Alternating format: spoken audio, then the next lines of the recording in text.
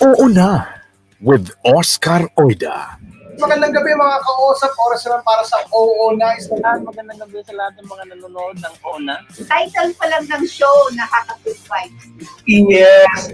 I'm so happy to be here. Isang oras na kwelang kwentuhan at kaalaman. Finally here. Huwag niyo na po masyadong intindihin ang mga nawala dahil ang mga... Napaka-oo lang, chumamba lang. Usapang anything under the mood. MG Marfori, Pogi. Wow! Mas gwapo ka, bro. Konbanwa. Ayos ka ba, Marie? Ayos? Ayan, Ay, okay. meron pala yung pag-uusap or meron ba tayo nun? Sino ang sagot namin dyan? Ano? Di ba mas maganda si MJ? Siyempre. Ako, batukan ako dito. Pero may baon ka ba sa aming joke or kanta? Oo, may mga baon ako sa'yo. Hindi ako nag-prepare. Surprise! Say naughty night and kiss me. Kahit anong aking gawin. No, you look great Gabi-gabi until now. sa kanyang FB page. Ang pag-ibig ko'y laging sa'yo. Kung hilit. Heto na siya, mga kausap. Why don't you tell me why it hurts now, baby? Oo na, with Oscar Oida.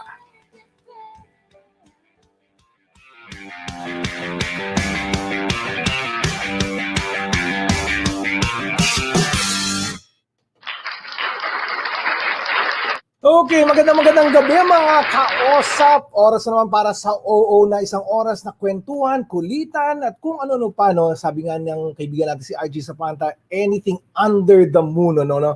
Anything na pwede nating pag-usapan, basta makakapagtanggal ng mga stress at anxiety, no? Lalo pat ngayong panahon na to, panahon ng pandemya, ang dami natin mga agam-agam, dami natin mga naiisip, no? Na medyo talagang bumabagabag sa ating mga kalooban. So kahit paano, sa loob ng isang oras dito sa Oo Na, sisikapin natin, medyo makalimutan natin yung mga anxieties na yan. At ngayong gabi, no, maswerte tayo dahil ang makakausap natin ngayong gabi, pihado naman talaga. Pag nakausap mo ito, ewan ko na lang kung hindi mo makalimutan ang mga mabibigat mong problema, no. Talagang gagaan ang pakiramdam, no, dahil ang kasama natin hindi lang naman talaga smashing beauty, no, napaka-talented pa, no. Isa siyang VJ, athlete, model at beauty pageant title holder. Ayan na, no, pinakyaw na lahat ng pwedeng pakyawin, no. Miss World Philippines 2018 and Binibining Pilipinas Intercontinental 2017. Tawagin natin Miss Katarina Rodriguez. Ayan, no. Grabe. Thank you so much, Katarina, for gracing our show Oo Na tonight. Yan. So please, Katarina. Ano? I said salamat din po. Yes, okay. Katarina, pwede bang batiin mo yung mga nanonood sa atin ngayon sa mga bahay nila, no? Dito sa Oo Na? Hello everybody, kumusta kayo? Sana naman lahat kayo okay naman at still positive and still happy regardless of yung pandemic. Yes, yan. Oo.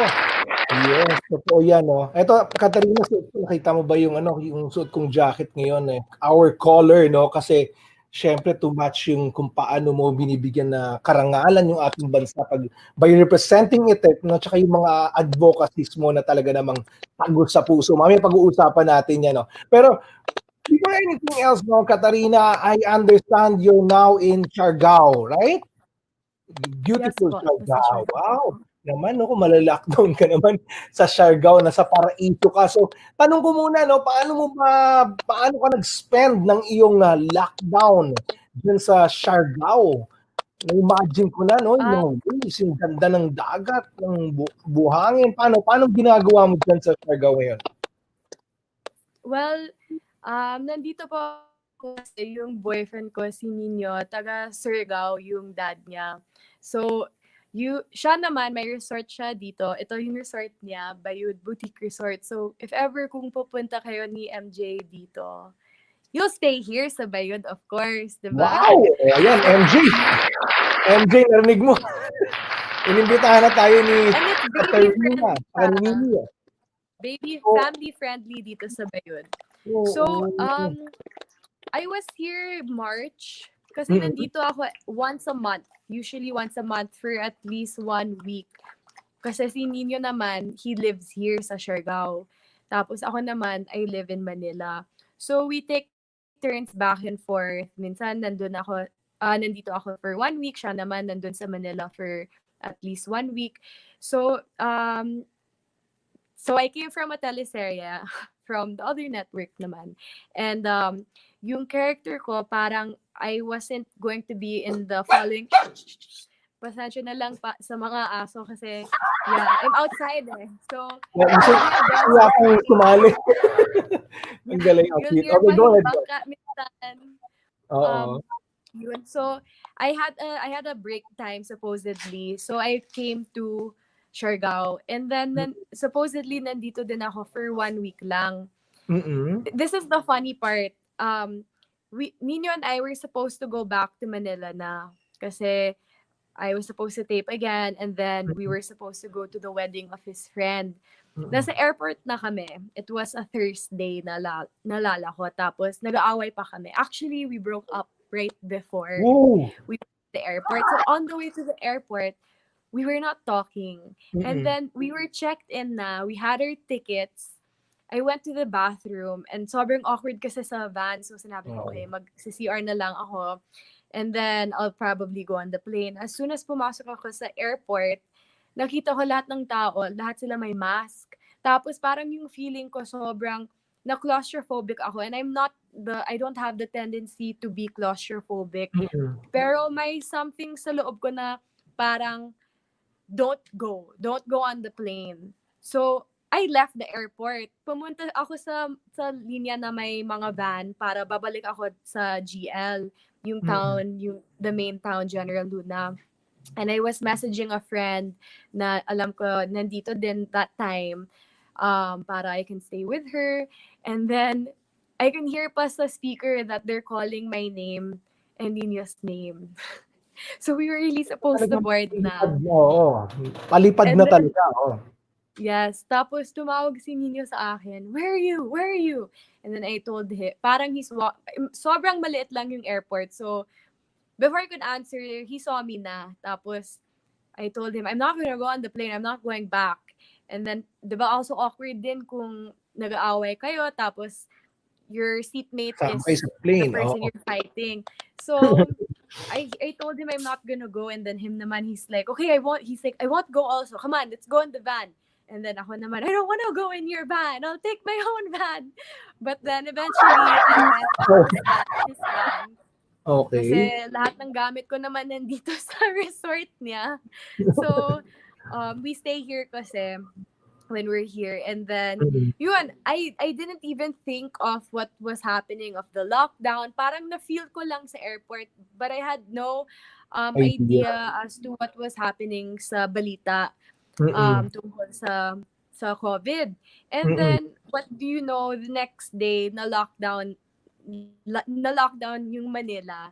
And then, 3 days later, Siargao, Mindanao, the whole Philippines. Oo. So parang kung nagkataon, nasa Manila kayo ngayon, di ba? So parang Yes. Everything happens for a reason.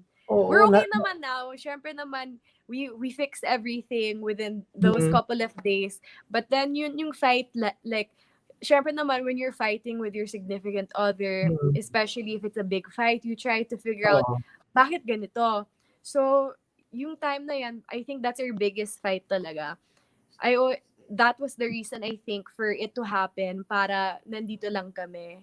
Because it would be so different kung bumalik kami, he lives pa in the south, ako naman in Makati, tapos alam ko sobrang strict pa sila Yes. sa Manila ngayon. Malamang hindi Yeah. kayo, matagal kayo hindi magkikita at dito kayo na stranded pag nagkataon. At least dyan, nasa paradise kayo, di ba? Parang, Yeah. parang, It's kumbaga, actually, parang blessing in disguise pa na nag-away kayo. Tama ba? Tama ba yun? yun Di yung ba? sinasabi ko. That's really what I tell him all the time. Mm. Or yun when I think about it or sa journal ko kasi nagjo-journal din ako. Yes. Like, this is why this happened for this reason. Because Yun. otherwise, nahirapan kami sa Manila, especially him because he's an island boy.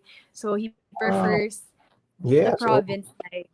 Maano And siya then- doon. Pag nagkataon, mahirapan siya, no? Kasi syempre, masanay siya yung free, no? Yung feeling. Pero Yeah. kung dito ka na lockdown, malamang nasa loob ka lang ng bahay, no? Hindi ka nakakalabas. So good for you, no? Ang sarap, no? Yes. Parang ano, nakita ko yung mga pictures, surfing kayo, no? Safe ba? Hindi nyo kailangan mag-mask? Kamusta ba situation dyan sa Siargao? Negative? COVID-free pa rin? Still COVID-free po, which again is why I say knock on wood, I'm in the best place. I'm super blessed. It couldn't have been a better setup. Kasi yun, COVID-free. Tapos wala kaming hospital dito. So yun talaga yung problema. And I think that's why Kailangan talaga mag-ingat, no? Oo, talagang kailangan lahat kayo dyan talagang sobrang ingat dahil walang hospital, no? Walang ever may magkasakit, talagang mahihirapan. Dito nga, nahihirapan na yung mga ating mga frontliners, di ba? So what more dyan? So talagang kailangan healthy living, no? Yung health niya talagang utmost priority, no? Tapos safe, no? So you still practice social distancing, magmamask kayo sa crowded places, no? You still do that, no? Yes. And a lot of the establishments that are operating now, they're starting to adapt sa mga new normal guidelines. Parang yung alcohol sa front door or sa reception. Tapos kailangan pa na may sign-in sheet. And then minsan may parang water, hindi ko alam yung para sa sapatos. So you can step there muna before entering the establishment. Parang And disinfecting mat, no? Disinfecting mat. You have to step on that first. Okay. ayun, that disinfecting mat. I'm actually not too familiar with the situation there sa Manila. So parang sa isang story dito, they really adapted, as in may transparent na, I don't know what the material is, but there's something Parang transparent. acrylic glass, no? Parang gano'n. Yes. Nagagalit si Aaron, naimbit yata siya na nandyan ka sa Siargao. Ayan. So yan narinig mo na yung baby ko, yan na medyo nag-puruto na. May mga hinihingi. Nagtititing kasi na siya nagtititing parang lumalabas yung kanyang mga ngipin. So from time to time, very uneasy siya. Tapos gusto niya laging may mga teether siya. So pag wala, nalilate, naku, nagagalit So anyways, Ganun din yung mga tuta namin. We have 3 years. So they're mga 3 months old. But they're also grabe, no? Hindi, pero totoo, no? Ang hirap din yan ba? Kasi syempre, hindi mo nararamdaman yung pain nila, hindi naman nila masabi, no? So, kung umiiyak lang sila o kumakahol, di ba? Okay. So, pareho yun. Okay, anyways, Katarina, basahin muna natin yung mga greetings ng ating mga viewers, no? Yung mga kausap natin ngayong gabi. Si Romy J. Villones, regular natin to. Hola, kamusta? You so beautiful, Katarina, sabi ni Romy J. Yan. Tapos ito, sabi ni MJ Marfori, my wife. Hola, Katarina is definitely one of our best beauty queens. Love you, MJ! Galing. Miss Ano? you! Oo. And speaking of MJ, singit ko lang to, no? Naalala ko tuloy. Nagkwentuhan kami sabi ko kasi MJ, magigess ko si Katarina, remember? Sabi niya, oo naman, sabi niya. Ito pala trivia, no, Katarina. Tama ba? Yung first radio TV appearance mo is interview with MJ? Tama ba? I was gonna say, si MJ, She's seen me. There you go. Yeah, oh my gosh, wow. So many years ago. Mga ilang years ago yan. I Oh? love it. That was in 2014, so 6 years ago. Wow! sa radio. Yes, yes. She's Yeah. one of the first Chines, people who I yan. really met sa Chines. industry. Yes. Oh Ang my galing, gosh. no? Kita mo, ang tagal na rin kayo magkakilala ni MJ. Yan, no? So, yan, no? Chinare ko lang. Okay. So, eto pa, may mga greetings pa, no? Katarina. Si Ian Gonzalez, a good friend from UPLB Open Tambayan. They're watching us right now. Sabi niya, hello, OO. Si June Torrefel, good evening, Sir Oscar. Yan, sabi niya. Si Ian Gonzalez, present friend, Katarina is heart, heart, heart, love, no? Yes. Hello. Sabi ni Cortes Gonzaga, oo na. Yes. Hello po. Namatay ako. Yan. Shout out kay Paul Salvacion Jr. Tapos sabi ni MJ Marfori, wow, yung jacket mo, ah. Haha. Ay, yung jacket ko. I-explain ko na kay Katarina kanina kung ba't ko sinuot to. Kasi nga, si Katarina, ilang beses tayo ni-represent niya, no? Ating bansa. So, yan. Representing the country. Yan. Okay, si June Torrefel. Gandang gabi, Sir Oida. Si Corchus Gonzaga. Ang galing ang pangalan Corchus, no? Corchus Gonzaga, good evening po. Yan. Sabi ni June Torrefel, ganda ng jacket mo, Sir Oo. Thank you so much. Actually, super ganda yung jacket ko. Binabagayan, super ganda ng guest natin ngayong gabi. Si Lawrence Valentino Season, good evening po. Yan, suki rin natin. Yan, tapos sabi ni June Torrefel, hello po Sir O and Miss Katarina. Si Marie Gabaw Anahaw, regular din natin. Hello po, good evening po Sir O and sa guest po ninyo. Yes. Ayan. Yan yung mga iba dyan, yung mga regular talagang nanonood sa atin dito sa OO na Katarina. Kung tawagin ko sila mga kaosap. Yan. Mga kaosap, mga ka-OO. Yan. Anyways, yun nga, kwento-kwento, no, Katarina. Parang nagsimula kang pumutok, no, sa industry. Siyempre, as a beauty queen, pero naging VJ ka rin. Tapos athlete, no? Ano mo ba pinasok muna yung industry, yung show business? Paano ka na-discover dyan? Ano bang nauna? Sumali po. Pageant? Hindi po, sumali po ako sa reality TV show, Asia's Next Top Model, season 2. Tapos, yung time na yan, wala pa akong experience sa modeling or kahit saan sa industry. Tapos every episode, 'di ba, kung familiar ka sa show, may judging, may panel of judges, tapos you will get eliminated kung hindi ka na nag-meet ng mga expectations nila. So, parang every episode akala ko na ako yung mag-eliminate kasi wala akong alam sa ano yung ginagawa ko yung time na yan. Seryoso yan? As in, wala talaga. Like, minsan sinasabi nila sa mga photo shoot challenges namin na you're too pretty here. Tapos ako naman, thank you so much. Thank you. And they're like, no, this is a bad thing. Like parang ayaw nila na too pretty kasi syempre naman sa modeling kailangan high fashion. Tapos ibebenta mo yung product or yung brand. So, marami akong natuto yung sa show mismo. And then, kasalanan mo pala na maganda ka? Sorry po. Kasalanan mo ba ngayon maganda ka? Actually, at the time, hindi ko gets talaga. Parang, nalito talaga ako kasi, nainis din ako kasi hindi ko alam na bakit sila galit sa akin. Hindi naman galit, pero medyo disappointed sa akin yung time na yan. Pero once na na-realize ko, ganito pala yung model, kailangan na yung focus mo, hindi naman yung mukha mo, kailangan yung brand. So, yung ano yung gusto yung brand or ano yung parang yung core or value ng brand, yung kailangan mo i-project sa mga trabaho mo.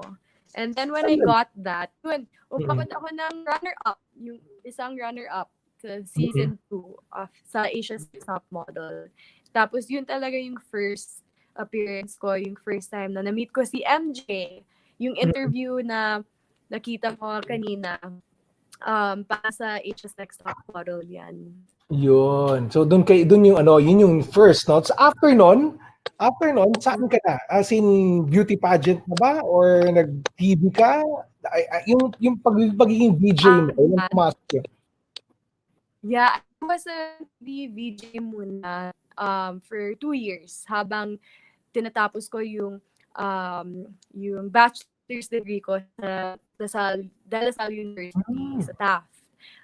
So I did that. I was with Viva at the time. Tapos ginawa ko din ng sari-sari show na comedy with Kuya Empoy. I remember it was super funny and Miss Candy Pangalinan. So that was my first show. Yes. Yeah. So sometimes they air it pa ata. Yeah, super funny. And then from then, yun, lumipat na ako sa beauty pageants. And for 2 years, nasa pageantry ako. And then, now, bumalik ako sa acting ulit. Yes. So, parang ginawa ko ng circle. Oo nga eh. Pero yung yung from modeling to beauty pageant, parang medyo yun, no? Magkadikit lang yun, no? Parang kumbaga hindi ka naman bigla sa beauty pageant dahil parang ang ganda ng exposure training mo sa modeling, di ba? Tama ba? So paano pumasok ka sa beauty pageant, parang pro ka na. Parang may extra confidence kang bit-bit or totally parang iba rin. Paano ba 'yon? Sobrang iba. Siyempre naman may natulong sa akin sa modeling, yung mga natuto ko parang yung sa styling, or sa projection mismo sa stage, sa performance. Tapos hindi na ako nahiya kasi syempre kasi sa modeling, you learn to just be whatever you need to be. Sa pageantry naman, yung iba, yung pasarela, yung styling. Kasi yung mga models naman, hindi naman kailangan na may branding ka or may sarili kang style. Kasi syempre, usually you're wearing the latest fashion. Sa pageantry naman, minsan kailangan mas conservative or you have to wear a bra kasi yung mga models, a lot of them, they don't wear bra. Okay. Or yun, parang Sorry. lang. Na-curious lang ako. Nothing to pero narinig ko rin yan. Hindi ko naman nakagad napansin. Pero narinig ko yun. Meron bang science doon? Bakit nga ba? Bakit nga ba? I think kasi sa modeling parang nasanay yung mga models na yun, you want to be comfortable kasi you're always wearing makeup, you're always wearing clothes. Yung mga damit naman, hindi naman lagi na yung damit na gusto mo suot. So parang the time na when you can just dress as yourself, gusto mo talaga yung sobrang comfortable na damit. Na parang wala kang makeup, walang product mo, yung sapatos mo naman, hindi na heels, and hindi kagaya sa pageantry na lifestyle na kung beauty all day, kung Ayan, medyo nagkakaproblema lang yung internet connection ni Miss Katarina Rodriguez, no? Baka lumalakas ba yung hangin dyan, Katarina? Hindi naman po. Okay, medyo pero I think you're back, no? As in, yung last part ng sinasabi mo, no? Yung parang yung gusto lang kasi para mas comfortable, no? Parang gano'n. Tama ba 'yon? Okay. So, sa lahat ng mga pinasok mo, okay, nabanggit na natin ngayon yung pagiging sa TV mo, modeling, pagiging beauty queen. Now, yung pagiging athlete. Anong mga sports mo ba? Yan. So, ever since I was a long distance runner, so cross country tapos sa track and field. Sa Dalasal naman, I was part of the women's track and field team. Wow. And I ran there 3K, 5K, at 10K. Hanggang ngayon, tumatakbo pa ako. Pero hindi naman 10K, baka 5K. If not every day, every other day. So, yun talaga yung time na I used the occupation as athlete. That was before becoming a model. And then, now, I say, I'd say yung mga sports na ginagawa ko, hindi naman competitive, hindi kagaya ng track and field, pero Muay Thai and boxing. Tapos surfing for fun also. And then yoga. So I'd say yun yung mga sports that I do, but not competitively. Muay Thai tsaka boxing, no? Parang hindi pala talaga pwedeng loloko-loko si boyfriend. Alam niya yan. Okay, no? Pero siya, now we know na you're in a happy relationship, no? You have a boyfriend. Pero prior to that, no? I mean, palagi to tinatanong ng ating mga kausap, no? Yung tipong para magkaroon din kami ng idea kung anong klaseng lalaki si boyfriend, no? Si Nino. Ano ba yung mga tipo ni Katarina sa isang lalaki? Yan, kunwari single cats, you're looking, or kunwari naman looking, pero syempre may mga mag-pursue, di ba? Ano ang mga katangiang hinahanap ni Katarina sa isang ideal guy niya? Yan. Ako yung type ko kasi tall, dark, and handsome. So parang si Nino talaga kasi matangkad siya. Moreno. Oo. Tapos pogi din. Yes. But I'd say the first thing that I notice is if mabango sila. And hindi lang na may cologne, pero mabango talaga. And then yung next, Importante yung mga talaga yun. conversation. No? Sorry po? Importante talaga yung mabango, no? Yes, yung hygiene. Oy, lalo na ngayon. Hindi, lalo na ngayon, 'di ba? Kasi kailangan talaga hygienic tayo dahil kung dati parang medyo capriccio lang 'yon. ngayon, survival na 'yan, no? Yung Survival na. It could mean your life. Yes, that's Diba? true. That's Hugas, maligo, tama. malinis. Yan, okay. Yeah. Oh, go ahead. Yan. So, all dark and handsome, mabango, ano pa? Definitely yung mga conversations namin kung parang sa get-go pa lang, we have so much to talk about. Or parang alam mo yung time na kayo lang, or hindi naman kayo lang, but you're talking to somebody and parang yung mundo, kayo lang. So, Wow. kahit may ibang tao. Oo. Kasi, Parang all of a sudden, parang nawala na yung ibang tao, no? Nasa paligid nyo. Tapos after mag-usap nyo mga 1 hour, pagtingin nyo, nakangangan na lang sila sa paligid nyo. Siguro ganyan na ganyan yung first meeting nyo, no? Parang dinidescribe mo yan yung mga first meeting nyo. Noong una mo siguro siya makita, wow, tall, dark, and handsome. Tapos mag-upo sa tabi mo, ang bango. Tapos nagkwentuhan na kayo, no? Sa kalimutan mo na, ang dami mo palang kasama. Siguro ganyan, no? Ganyan nangyari sa'yo. Okay. Parang actually tama. See? Nabasa ko. Actually, nakita ko si Nino di ba? Nagkasabay tayo sa isang concert noon dati diyan sa Bulacan. Nakita ko na siya. Mukhang ganun nga yung mga tipo na parang very, very gentlemanly, no? Talagang matangkad, tapos matipuno, guwapo. Galing pumili, Yes. Okay. Tapos ano pa? Yan, taller ka na, handsome, mabango. Parang how they treat you. Ako gusto ko talaga sa Filipino. Hindi ko kaya yung foreigner kasi iba talaga yung mga Pinoy, the way they court, the way that they treat a girl, the way they treat their mom, their family. So, yun talaga yung nakikita ko sa mga lalaki that I'm attracted to anyway. How they treat their mother especially. Correct. Yes. Yeah. Masingit ko yan. Ang ganda nung sinabi mong yan. Importante yan, no? Sa mga maghahanap pa lang ng inyong mamahalin or pipiliing makasama. Tingnan nyo kung paano tatuhin nung guy yung kanyang mom, no? Malaking ano yan. Malaking factor yan, no? Chances are, kung nakita mo na maganda yung treatment niya sa mother niya at maganda yung relationship niya, pati yung treatment sa kanya ng mother niya, chances are, okay yung guy. They're good guy. So, parang that's actually the main stuff I look at. And then, syempre naman yung chemistry, kung malakas yung sparks or yung butterflies or whatever Isa pa lang, no?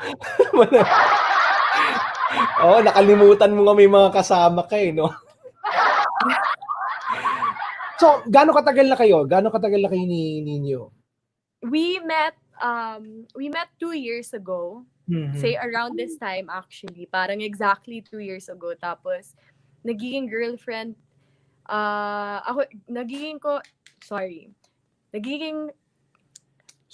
became his girlfriend. English ko na lang. I became his girlfriend also exactly 1 year ago. Wow.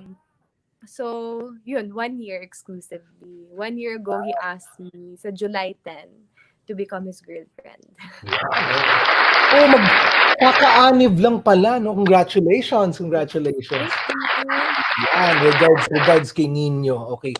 So, yan, no? So, yun, no? Importante nga yun, no? Yung para kay Miss Katarina, tall, dark, and handsome, mabango, magaling kausap, no? Magaling makipagkwentuhan, no?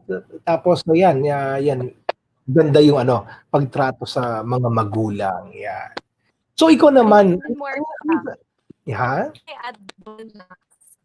I'll add one last. Oh, yes.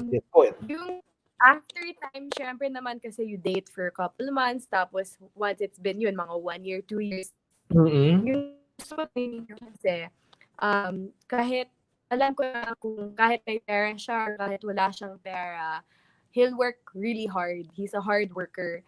And he's always making goals and wanting to reach those goals. And he, it doesn't matter kasi kung mayaman ka, as long as you're a hard worker and effective yung mga ginagawa mo. So, I think that's important also in a guy. And parang if you're gonna do a job, do your best at your job. Correct. Even if it's just painting the wall, or even if you're just a bartender, like do your best at it. Yun, attracted ako sa mga tao, like sobrang masipag sila sa trabaho nila. Yan. So, ang daming no? Ang daming mga characteristics talaga si Nino kaya talagang pumasa sa puso ni Katarina. Okay, Katarina, okay ka na ba yung signal mo? Okay lang? If you want, okay. Meron akong tip, Katarina, just in case, no, if you want, you can leave studio, then come back, click ulit the link. Minsan kasi nangyayari yan pag medyo matagal na, baka naglalag. Leave studio, tas come back. Try mo lang. Okay. Okay, sige. I'll do it now. Yes. Okay. Ayan. So, hintayin natin si Katarina, no, habang ginagawa niya yan. Yung magli-leave studio muna siya. For the meantime, yan. Okay. So, yan, no. Medyo chine-check lang ni Katarina yung kanyang signal, no, para makabalik siya, mas maging maayos yung kwentuhan natin. Pero anyways, kamusta kayo mga kaosap? No? Thank you so much for joining us here tonight at oo na. At kasama nga natin ngayong gabi si Miss Katarina Rodriguez, no? Isa lang naman siyang beauty pageant title holder, no? At hindi basta-basta, no? Yung mga talaga mga title na hinawakan niya. At naging dahilan nga para i-represent niya ang ating bansa at bigyan tayong karangalan. Okay, basa-basa tayo ng mga bate. No? Si Corchus Gonzaga, hello po Sir Owen, Miss Katarina, yan. Si Marie Gabaw Anahaw, hello po, good evening po Sir Owen, sa guest po ninyo. Si Dave Warren Evangelista, good evening Sir Oscar, palupit ang guest mo. More power kay Ma'am Katarina. Thank you Dave. Kasi naman malulupit din naman kayong mga kaosap. Kaya naman talagang dapat hindi ako mapahiya sa inyo, di ba? So yan, medyo balikin na. Let's welcome back Miss Katarina Rodriguez. Yan. See? Better, di ba? Nag-work yung magic, di ba, Katarina? Okay. No? Hindi kasi ganyan yan eh. Yung parang sa araw-araw na ginagawa ko to, parang medyo minsan in-experiment mo na pag nawawala-wala na. Parang nung bata kami sa Nintendo sa family computer hindi ka na makarelate doon. Ayun. So next topic tayo. No, sa lahat ng ginagalawan mo, Katarina, no, itong beauty pageant, yung modeling, yung pagiging VJ athlete, no? Ano yung kung mag-give up ka ng dalawa sa mga ito, ano yung bibitawan mo? So kailangan dalawa? Dalawa, oo. Parang, kumbaga, mag-give up ka ng dalawa dun sa mga yun, no? You're excelling dun sa mga area na yon, no? Kung kailangan mag-give up ka ng dalawa, ano yung i-give up mo? Pagiging beauty That's queen, so pagiging hard. model, pagiging artista, meron pa pala artista, VJ. Artista, VJ, sama na natin yun. Tsaka athlete. Ayan. If I have to give up, sobrang weird to, pero yung sagot ko, parang yung unang naisip ko is being a beauty queen and model. Sobrang Ah, weird yan, no? Kasi yun oh, talaga parang, oh, yung, kasi parang, yung occupation that made me who I am. But then, I guess because yung feeling ko, I've completed my job as a model and as a beauty queen. Parang I'm satisfied na with my career there, with both. ayun. So, yun. Ayun. Kasi sa acting naman, parang acting is different eh. Sobrang iba. Tapos, you can be a model, you can be a beauty queen kung yun yung role mo. Parang you get to feel all of it. Pag-actress ka.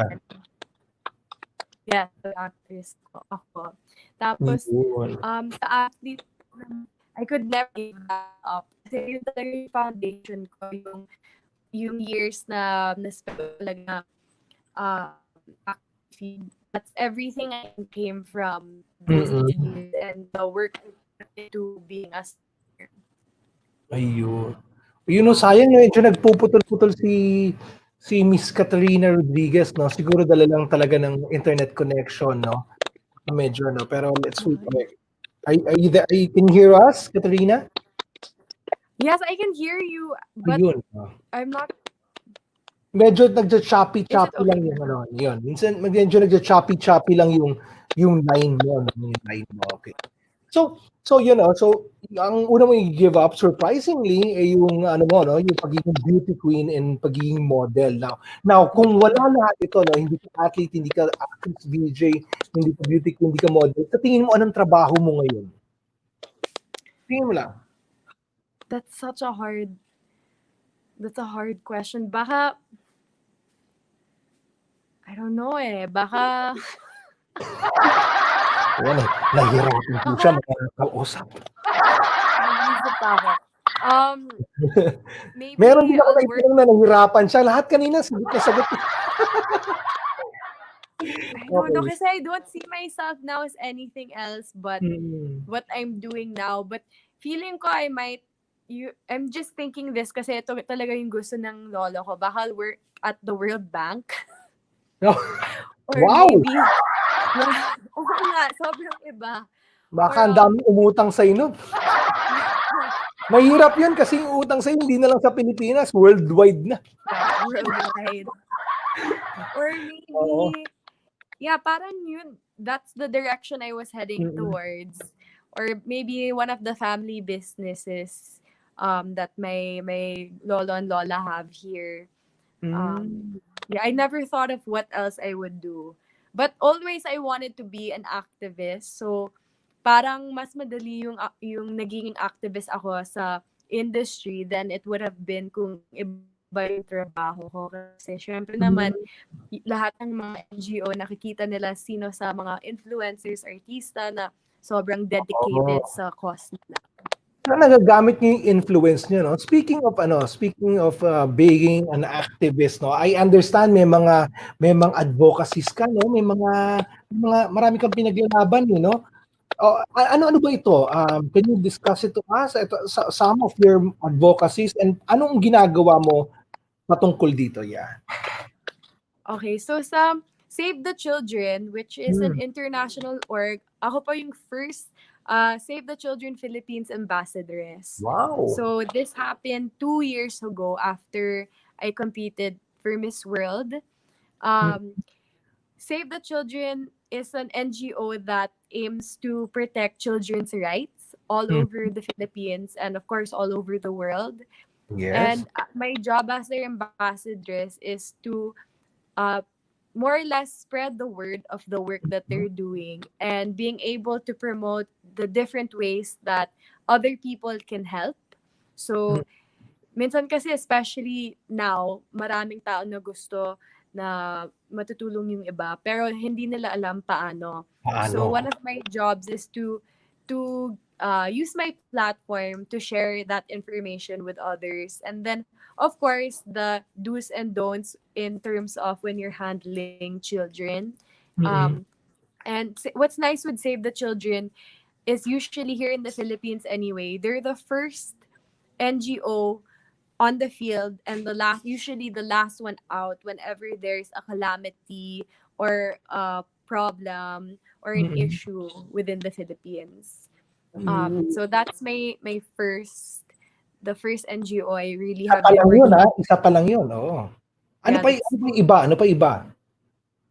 Tapos, yung isa naman, it's called Teach Peace, Build Peace, which I worked with during my Miss World Philippines reign. And until Mhm. now, I do some things with them. It began kasi pumunta ako sa Marawi, sa Ground Zero. Tapos, I did a visit sa isang model school nila, Teach Peace, Build Peace naman. Mhm. Their aim is to promote peace education to the children here in the Philippines sa school. Mm-mm. So, this is a beautiful I think this is a beautiful advocacy kasi the word peace is more complicated than it seems. So, syempre naman when you think peace, you think like peace sign or like yung Mm-mm. actual peace sign mismo like the emoji. Yeah. And you think it's a very parang ako din, I really thought na okay, I'm a beauty queen tapos yung advocacy ko, peace. How stereotypical can I get? But Word, then, no? Oo I nga, no? learned about it. Yeah, that's what I was thinking. Mm. Pero the more I learned about it, the more I realized na mas malalim talaga yung meaning ng Yeah. peace. And I learned this when I went to Marawi actually every time I visit, and I've been there more Mm-mm. than 5 times. Mm-mm. It's very beautiful there. If you haven't been there yet, kahit now, even after everything that happened, the siege, it's still Yes. broken. People Mm-mm. cannot go back to their homes. Hanggang Yeah. ngayon, hindi pa sila allowed. And it's over 750,000 hectares Wow. completely ruined. As in, parang war zone, parang Yeah. zombie movie set. Yes. And yun, they cannot go back pa to their homes. Exactly. It's been Ang 3 lungkot years. nga. Yes. Katarina, yun, nabanggit mo kung nakapunta ako ng... Actually, yun nga ang lungkot kasi the only time na nakapunta ako ng Marawi is yung first 3 weeks of the conflict, no? I was there for a coverage for GMA News, no? Yung mismong bakbakan. Okay? Ang So did nakakalungkot... you saw it? Yes, Nakita yes. mo? Yes, I covered it, no, along with the other GMA News reporters like Jun Veneracion, Rafi Tima, and Emil Sumangil. And ang nakakalungkot doon, Rafi was sharing to me yung mga pictures and videos nung before, no, kung gaano kaganda yung mga yung katubigan, no, yung mga lakes ng Marawi. Ang ganda-ganda pala talaga niya, no, yung Parang prior to the you're in a conflict. different country. Yes, Parang tapos nasa ibang bansa correct. ka. Yeah. Before the conflict. Tapos yun nga, tapos bilang parang ang malungkot no, yun na lang yung nakita ko no, yung bakbakan na, yung war and everything. Sana nga maka-recover sila as soon as possible. Kasi ang tagal na rin no, ang tagal na rin. Ang daming nawala ng mga buhayan doon. Especially yung mga children, no? I understand, advocacy mo rin yun, yung the kids of Marawi, right? No? Parang nakita ko yung video mo from way back, no? Parang nakakalungkot nga yung sa sinapit nila, no? And yun, galing Now lang. I miss them. Sobrang na-miss ko yung mga bata doon kasi iba din sila kahit na-experience nila yung bombing in their backyard. Yes. So parang masaya din sila and they're very gentle. Yung mga bata parang hanggang not yet teenagers. Those are the ones who I always remember. Mm-mm. They always visit the school then. So I see them time and time again. So I miss them. Hopefully they're okay. Oo. Yun. Pansin ko sa'yo, no, Katarina, no, parang very kind-hearted ka, no? Ang lapit ng puso mo to helping, reaching out, no? Reaching out, helping I just other love people. No, pero gusto ko lang matanong, I love kids. may nangyari na ba sa yung very young life, no? Nangyari na ba sa na broken hearted ka dahil inabuso yung pagtulong, yung pagtitiwala? May gano'n na ba? May instance na ba na gano'n na parang medyo parang nasubukan yung ano mo, yung tiwala mo to others, no? May gano'n ba? May gano'n ka na ba experience?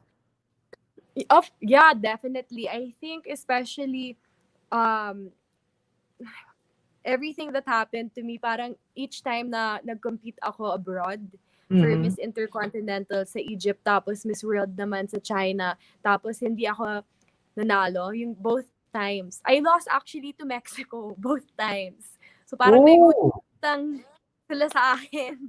Ako yung lucky charm nila. ng Mexico. Wow, talaga Syempre, pareho. yeah, Mexico. Yeah, both times. So, yung feeling ko talaga, like, parang na na-feel ko, yun yung heartbreak both times na bumalik ako dito. Mm. I had to really think, okay, what was the purpose of this? Kasi ako naman, binigay ko talaga yung puso ko sa sa representation ko para sa Philippines. And Mm. especially sa Miss World, that's the time that I got to show and give a voice and be the voice for the people of Marawi. And what happened kasi sa Marawi, that it's such a big deal. It's a really big deal. And I don't think a lot of people recognize that. And I wanted to be their voice. And what hurt me the most was I felt like I didn't achieve my goal or our goal for them, which was Mm. to be able to show that they need help. And I, Oh. when I look back, I definitely have done that in other ways. But even now, hanggang ngayon, minsan kahit nandito ako sa Siargao, naisip ko talaga ano yung purpose sa competition ko sa pageantry. Um, it's hard for me to not feel that heartbrokenness or the heaviness. Mm. Kasi nandun pa eh. It's still been a Mm. year and a half lang. But of course, I'm so thankful kasi I've met so many people, amazing people along the way. And then yun, Save the Children Philippines. They asked me pa kasi after Miss World, tapos hindi ako pumasok sa top 30. So kahit hindi ako pumasok, kahit wala akong place sa competition mismo, Save the Children Philippines really believed in me. And Mm. this is, I think, what made my heartbreak not so bad, Mm. not as bad as it could have been, was that there was this international org that's been around for more than 100 years, Mm. recognized worldwide, that Yes. showed their belief in me. Correct, Yun. no? But definitely, I'd say yun yung parang minsan, I'm just sitting down tapos iniisip ko lang na, why did I do pageantry? Bakit hindi ako bakit hindi ako nag-place kahit sa top 30? Like Actually, what could I have if I done may cut, differently? ang dami niyang nagulat no? Ang dami nagulat mo na hindi ka man lang nag-top 30, parang imposible, 'di ba? Pero ano sa tingin mo? Ano sa tingin mo yung meron ka ba maisip na dahilan?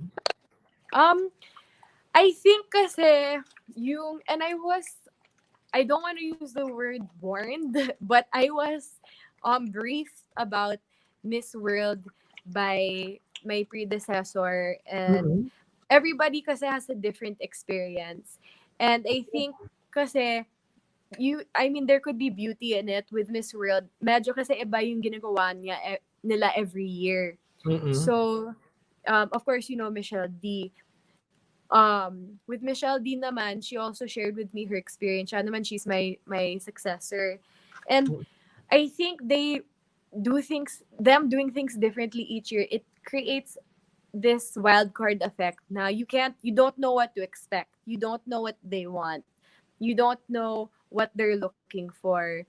And honestly speaking, yung feeling na nasa pageant ako, hindi ko na feel yan during the 1 month I was there. Kasi yung mga activities nila, medyo iba din eh.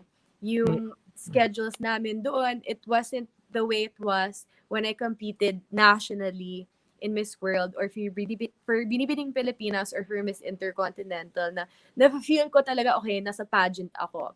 So I think it just depends sa org and how they handle things and do things.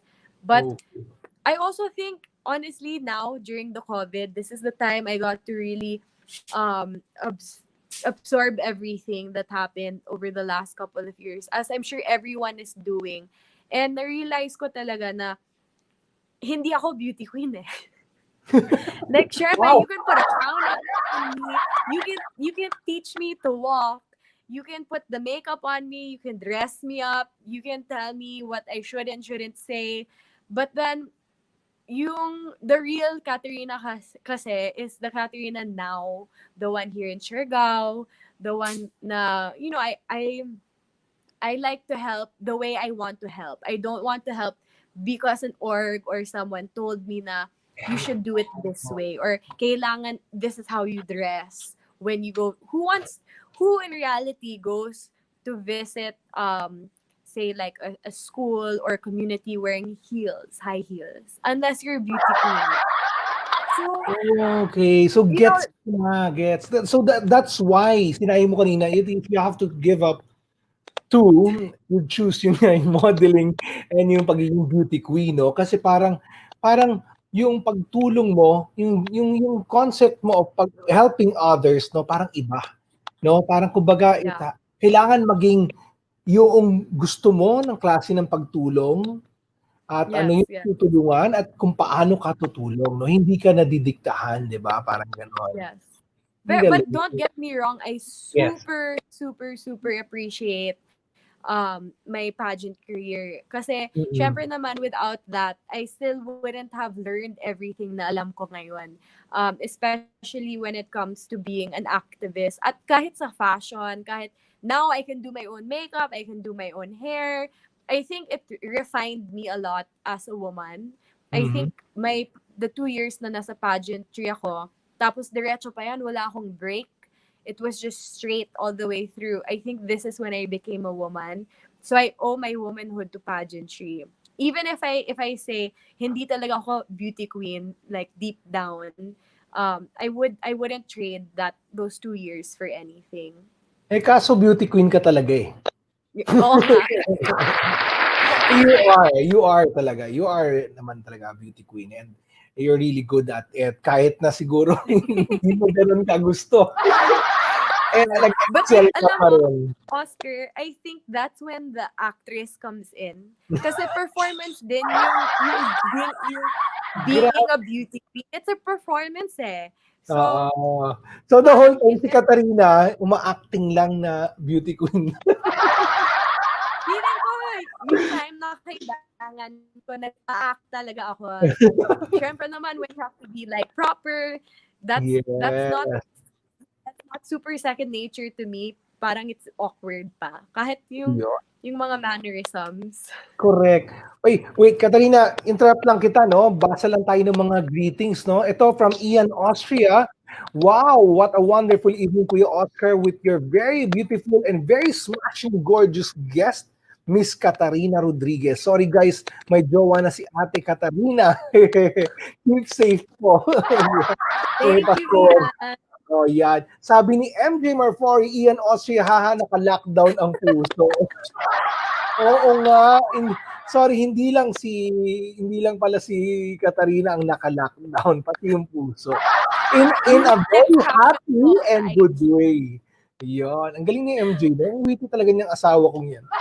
Okay, sabi ni June Torrefel, wow, galing, COVID-free. Oo, galing. No? Sana magpatuloy na maging COVID-free ang Siargao. Yan. Yes, po. Sabi ni Corchus Gonzaga, sa Manila po, free COVID. Ikaw Okay, si Roman J. Villones, hola, kamusta? You so beautiful, Katarina. Yan. Tapos sabi ni June Torrefel, hello, Katarina. Ito positive triple. So ito, kaibigan natin yan. True Pinay Beauty si Katarina. Yan. Salamat po. Sabi ni Cortes Gonzaga, hello po, Miss Katarina. Pwede po ba kayo i-guest sa vlog ko? Wow. You never Okay. know. You never know. Si Positive Triples. We're hosting this program now at Positive Triples FB page. Wow, thank you so much. Wow. Thank Positive you. Triples. Yan. Mga ka-OO, sabi ni June Torifel. Sabi ni June Torifel, talagang pang beauty queen ang ganda ni Katarina. Yan. See? Thank you po. Hindi ka lang uma-acting, Katarina. Talagang yun eh. Yun talaga eh. Yun ang blessing sa'yo eh. Sabi ni Coach Gonzaga, Sir, oo, galing po ba kayo sa training ng Gilas Pilipinas? Joke lang. Para ba? Pwede ba? Papasaba? Ayan. Si June Torifel, sabi niya, wow, bilis mo pala tumakbo. Oo nga. Ikaw, pero maisip ko, sabi mo, no, track and field ko, hindi ka ba napoprotesta, Katarina? Ha? Lugi Sorry sila. po? Hindi ka ba napoprotesta? Lugi sila ang haba ng legs mo. Lugi. O, si MJ Marari, how's Bayod like? Missing out on Siargao, grabe. Oo nga, MJ, inimbitahan tayo ni Katarina dyan sa Bayod. Pero, syempre, kailangan after the pandemic na, no? So, Message yun, kita, MJ. ayan. How's Bayod daw? How's Bayod life? Sige nga. Sige, Katarina. Syempre, you're from Manila, di ba? Pero now, na-lockdown ka dyan and you are enjoying paradise. And sabi mo nga, I mean, good, lucky for you, dyan ka na lockdown. Why? Why? Ano yung what's with Siargao na talaga na-enjoy mo ngayon na hindi mo ma-enjoy kung hindi ka dyan na lockdown? Bukod kay Ninyo, syempre. Well, aside from me naman, yung mga tao dito, yung mga locals, actually, sila talaga yung reason na lahat ng tao sila yung magic dito sa Siargao, yung locals mismo. Kasi, iba talaga kasi yung ways nila, how they welcome everybody. Kahit you're from Manila or galing ka sa ibang bansa, sobrang mabait na, sobrang respectful. Tapos lahat sila fair. They don't, nobody here, walang superiority, walang, there's no, parang ang tao dito equal sila. Lahat sila equal, lahat kailangan may respeto sa isa't isa. And I think that's the part of Siargao that I love. Kasi you have the provincial life, but at the same time, it's very youthful. Kasi syempre naman, surf capital of the Philippines. So, the lifestyle of a surfer is so different compared to somebody who does another sport or who, basta iba talaga. You have to come visit so you understand. And alam ko na lahat ng tao sinasabi nila yan. Kasi dati, before I came to Siargao, I'm always thinking, ano ba yung ginagawa nila doon sa Siargao? Bakit lahat ng tao sinasabi yung parang parehas na ng, no, you just have to go. There's this magic about the island. Yes. So ako yung time na pumunta ako dito, parang, Ay, hindi ko gets kasi syempre naman sobrang ganda. Ayun yung nakita ko nagsa-surfing ka. Before ka ba nag-Siargao, marunong ka na mag-surf? O dyan ka lang natuto? Gumaling ako dito. But I knew how to surf before kasi I lived in Florida before sa US. Okay. So, may surfing din doon. Tapos, nagsusurf din ako sa La Union, Zambales, Baler. But then, here talaga is when I took it seriously. Especially kasi last Valentine's Day, si Nino, he bought me my own surfboard, na longboard. So, yeah, definitely here. Alam mo, siguro kung dyan ako na lockdown, baka lumabas yung abs ko. Baka lumabas yung abs ko dyan. Feeling ko din. Pero grabe. Kasi pumayat ako dito. Hindi, ikaw wala ka naman yata problema dun. Wala ka naman problema dun yata. And the food here so good, Oscar. As in, sobrang sarap. Okay. Our dinner kanina was fish na that was just catch. Fresh fish. Wow! Talagang ano, no? Talagang organic, no? Fresh na fresh. Yeah, organic. Sarap na Tapos kakain. yung mga vegetables naman galing sa farm ng Bayud. Ginagawa ni Nino ng farm bill daw. Yun yung tawag niya sa farm niya. Ang galing, farm bill. Backyard. Ang galing. So you have your own, you have your own produce, no? Talagang yon, no? At least talagang you feel safe dahil alam niyo kung saan galing yung mga kinakain niyo, no? Yes, very Ayan. true. Ang galing. O ito, basa pa tayo ulit, Katrina. Konti na lang. Si Victoria Tamayo Caparoso. Good evening, Miss Katarina. Good evening po, Tapos, Miss Victoria. yes, sabi ni Cortez Gonzaga, sobrang ganda po ng gabi nung napanood ko po itong episode ngayon. Wow, thank you so much, Cortez. Si Francis Oliver Season, hello bro Oscar Oida, hello din sa ating kausap Katarina. Uy, Francis, thank you so much for watching, no, and helping. Nag-share to ng si Francis, okay. Thank Sabi you, niya, yun nga, Francis. sabi ni Francis Oliver Season, triples can help save children enrolling out OTS advocates. Yan. Wow, Yan, thank you. yan. Asahan niyang it's pala OTS. It's advocate, sabi niya. Tapos, si Cortez Gonzaga, wow, yan. Si Wilfredo Sanjaleco Kapuso, kapatid, yan. Sinabi mo na lahat. O, si MJ Marfori, ever since Katarina has been genuine and she always wows everyone with everything she does. #fact, by the way. Yan. What happened na with your movie LU? Yan. Talaga, may showbiz angle pa rin talaga. Okay. Naalala niya. Kasi I think the last time that I guested with MJ, stay pa kami para sa movie. The movie is called ELE. Ang game laon. So, he did a birthday. Actually, yung last night, may handler, tapos sinabi niya daw sa Netflix kasi syempre naman lahat ngayon online. So, hopefully, fingers crossed. And then, hindi pa tapos yung final edit. Tapos, kailangan pa na bumalik ako sa Manila para sa mga promotional photos. But, hopefully, this year, it comes out. Yeah. Ayun. Sana, no? Pagdasal natin yan. Anyways, grabe, no, Katarina. Lumagpas isang oras na tayo. Sobrang thank you so much for staying with us, no? So, na grabe. I know, ang dami mo pwedeng gawin dyan sa paradise, no? Ang sarap. Siguro, sarap magpahangin dyan kahit gabi, no? Pero still, binigyan mo kami ng isang oras just to be with us na makatulong mag-eliminate ng stress sa paligid. Thank you so much, Katarina. So, you have any message sa mga fans mo, sa mga followers mo, no? Go ahead. Maraming salamat sa inyong lahat for watching our episode tonight. And thank you, Sir Oscar, for having me tonight. I really enjoyed speaking with you. Sana na lang lahat kayo, please stay safe. Please practice all of the new normal guidelines and safety precautions para sa health nyo. And hopefully na lang that everybody within the Philippines and all over the world will get through this together. And again, Oscar and MJ and the baby, once everything opens up, sana you guys can come visit us here sa Bayot, sa Siargao. Yes, we will, no? And regards to Nino, regards to Nino, Katarina, so sana we hope to see you someday soon, no? Matapos itong lahat ng mga pandemya, mga kausap, stay home, stay safe, no? Wala pang vaccine, wala pang gamot, no? So hindi nagbabago ang sitwasyon natin, no? Andyan pa rin ang mapanganib na virus at patuloy yan na hahanap ng mga host, no? Kung hahayaan natin siya.